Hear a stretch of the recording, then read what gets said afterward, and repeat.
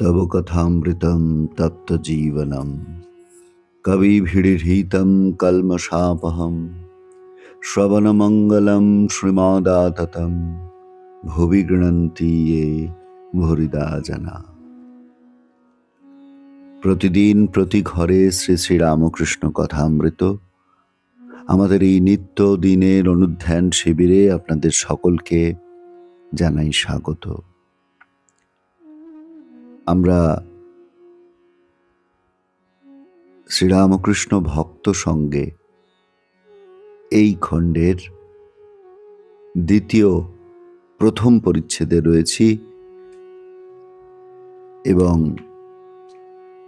সেখানে আমরা গতদিনের অনুধ্যানে আলোচনা করেছিলাম যে শ্রীরামকৃষ্ণ কেমন করে সমন্বয়ের কথা বলছেন, সকলকে ভালোবাসার কথা বলছেন, সব পথেই যে ঈশ্বর লাভ সম্ভব সে কথা বলছেন। আজকে ভক্ত সঙ্গে ভজনানন্দে রাখাল প্রেম, প্রেমের সুরা, এই প্রসঙ্গে ঠাকুরের কথা আমরা শুনব শ্রী শ্রী রামকৃষ্ণ কথামৃত গ্রন্থ থেকে। আর একদিন ঠাকুর নিজের ঘরে ছোট খাটটির উপর বসিয়া আছেন। আনন্দময় মূর্তি, হাস্যবদন। শ্রীযুক্ত কালীকৃষ্ণের সঙ্গে মাস্টার আসিয়া উপস্থিত।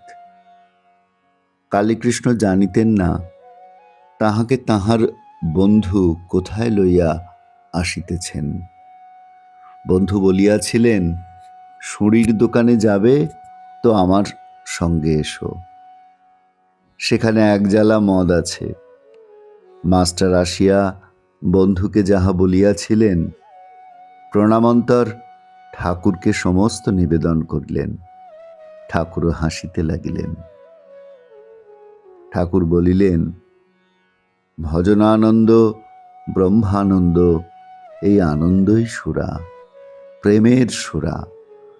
মানব জীবনের উদ্দেশ্য ঈশ্বরে প্রেম, ঈশ্বরকে ভালোবাসা, ভক্তি সার। জ্ঞান বিচার করে ঈশ্বরকে জানা বড়ই কঠিন। এই বলিয়া ঠাকুর গান গাহিতে লাগিলেন। কে জানে কালী কেমন, সড়দর্শনে না পায় দর্শন। আত্মারামের আত্মা কালী, প্রমাণ প্রণবের মতন। সে যে ঘটে ঘটে বিরাজ করে, ইচ্ছাময়ীর ইচ্ছা যেমন। কালীর উদরে ব্রহ্মাণ্ড ভাণ্ড, প্রকাণ্ড তা বুঝো কেমন। যেমন শিব বুঝেছেন কালীর মর্ম, অন্য কে বা জানে তেমন। মূলাধারে সহস্রারে, সদা যোগী করে মনন। কালীপদ্ম বনে হংস শনে, হংসী রূপে করে রমন।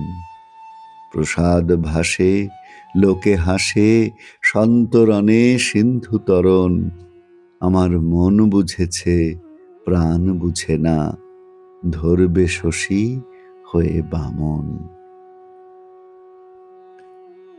শ্রীরামকৃষ্ণ তার অনিন্দ সুন্দর কণ্ঠে গান গাইতে লাগিলেন। এখানে আমরা দেখছি যে ঠাকুর ভজনানন্দ এবং ব্রহ্মানন্দের কথা বলছেন। অন্যত্র আমরা দেখব যে ঠাকুর আনন্দ বলতে তিন রকমের আনন্দের কথা বলছেন: বিষয়ানন্দ, ভজনানন্দ, ব্রহ্মানন্দ। এই বিষয়ানন্দ কি না, কামিনী কাঞ্চন, এই বিষয়ে আশয়ে আবদ্ধ হয়ে আনন্দিত হয়ে থাকা, এইটি বিষয়ানন্দ। আর এই বিষয়ানন্দে মজে থেকে মানুষ ভুলেই যায় যে এরও পরে কিছু আছে, এর চেয়ে উচ্চ আনন্দের কোনো স্তর আছে। সে এটিকেই সর্বশ্রেষ্ঠ বলে মনে করে। এর চেয়ে আনন্দের আর কিছু নেই। বিষয়ের চিন্তা, বিষয়ে পেলে আনন্দ, বিষয় চলে গেলে হতাশা, এই হতাশা আর ক্ষণিকের প্রাপ্তির দোলাচলে দুলতে দুলতে আমরা বলতে থাকি এই বেশ ভালো আছি। কেউ যদি হাত ধরে অন্যত্র নিয়ে যাওয়ারও চেষ্টা করে, আমরা বলি না ভাই, আমরা এখানে ভালো আছি। এই বাড়ি ঘর, জায়গা জমি, জিনিসপত্র, বিষয় আশয়, ইন্দ্রিয় সুখ ভোগ করা, এই আনন্দে আমাদের মন যেন একেবারে মজে আছে। কিন্তু সর্বদাই কি আমরা আনন্দে আছি? তা তো নয়। আনন্দ ক্ষণিকের, পরক্ষণেই দুঃখ। আবার যখনই দুঃখ আসছে, বিপদ শোক তাপ আসছে, আমরা নাস্তানাবুদ হচ্ছি, আমরা কেঁদে ভাসাচ্ছি, আমরা যন্ত্রণায় অন্যের কাছে যাচ্ছি, সেই যন্ত্রণার পরপারে তিনি যদি আমাদের নিয়ে যেতে পারেন এই আশা নিয়ে। এমনিভাবে চলতে চলতে আমাদের জীবনটি কখন কেটে যাচ্ছে। এই হচ্ছে বিষয় আনন্দ। বিষয়ের আনন্দে বদ্ধ জীবের মন মজে আছে। তার চেয়ে উচ্চ স্তরে রয়েছে ভজনানন্দ। ভগবানের নাম গুণকীর্তন করে আমার ভালো লাগছে, ভগবানের নাম ভজনা করে আমি তৃপ্তি পাচ্ছি, সেই অবস্থায় মন যদি উন্নীত হয়ে থাকে সেটিকে বলা হচ্ছে ভজনানন্দ। আর এই ভজন করতে করতে, ভগবানের নাম গুণকীর্তন করতে করতে, প্রার্থনা করতে করতে, তার কৃপার জন্য যাচনা করতে করতে একদিন পৌঁছে যাওয়া যায় সেই ব্রহ্মানন্দে। ভগবৎ প্রেম লাভের যে সুখ, ভগবানে এক হয়ে যাওয়ার যে সুখ, জীবাত্মা পরমাত্মায় মিলিত হওয়ার যে আনন্দ, সেটি তো ব্রহ্মানন্দ, ভূমানন্দ। সেই ভূমানন্দ অবস্থায় যখন ভক্ত পৌঁছে যান তখন সেটি ব্রহ্মানন্দ। এই 3 রকমের আনন্দের কথা শ্রীরামকৃষ্ণ আমাদের স্মরণ করিয়ে দিচ্ছেন। যিনি জাগতিক কিছু চান না, একমাত্র ভগবানকেই চান, ভগবানেরই ভজনা করেন, তিনি তো ভগবানের প্রিয়।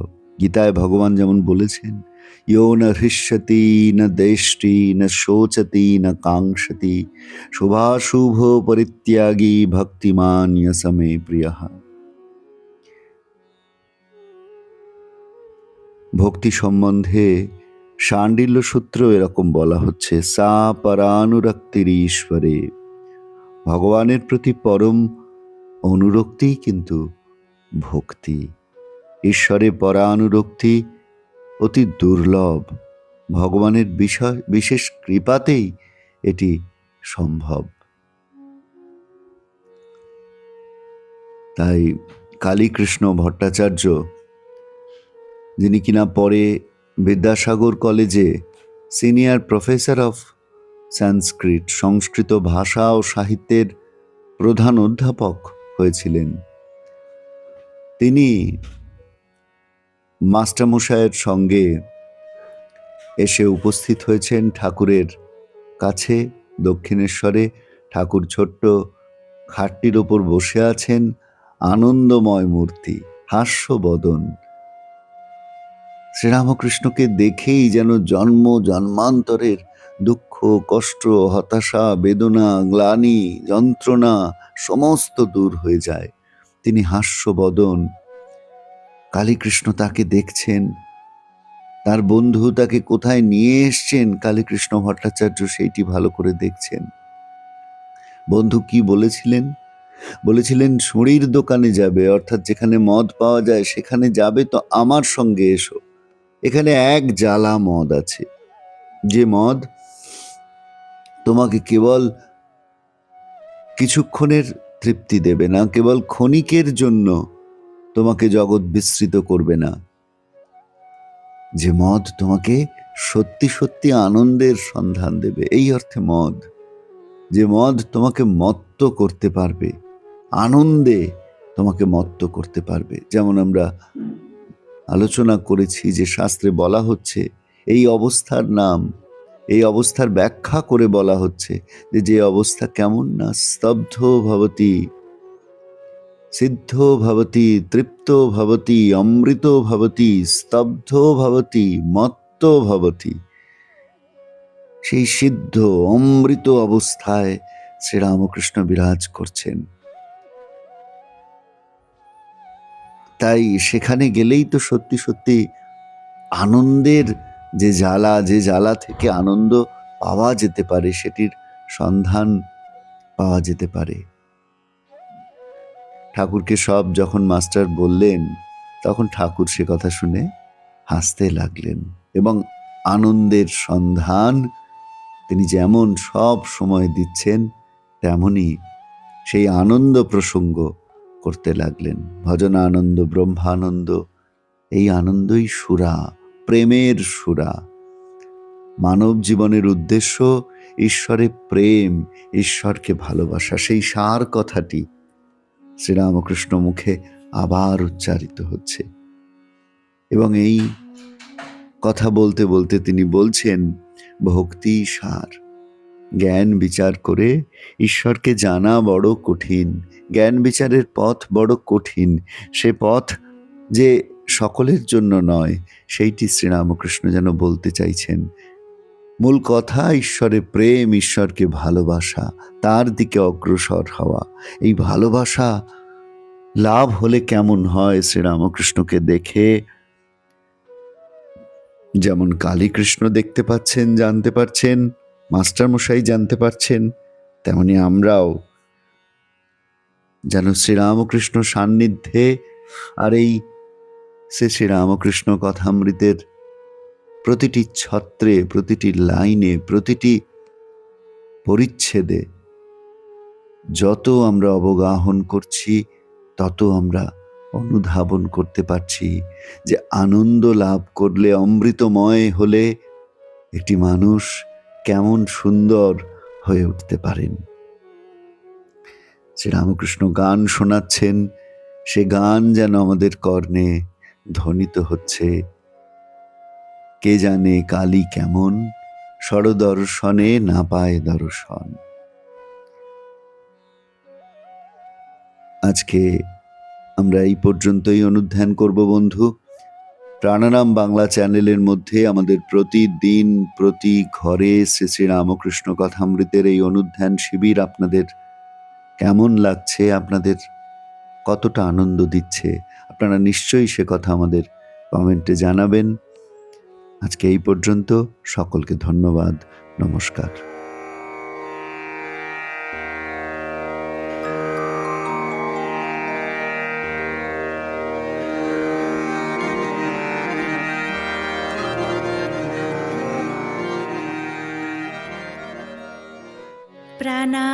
প্রাণারাম প্রাণারাম প্রাণারাম প্রাণারাম প্রাণারাম প্রাণারাম। কি যেন লুকানো নামে তাই মিষ্ট এত তব নাম প্রাণারাম প্রাণারাম।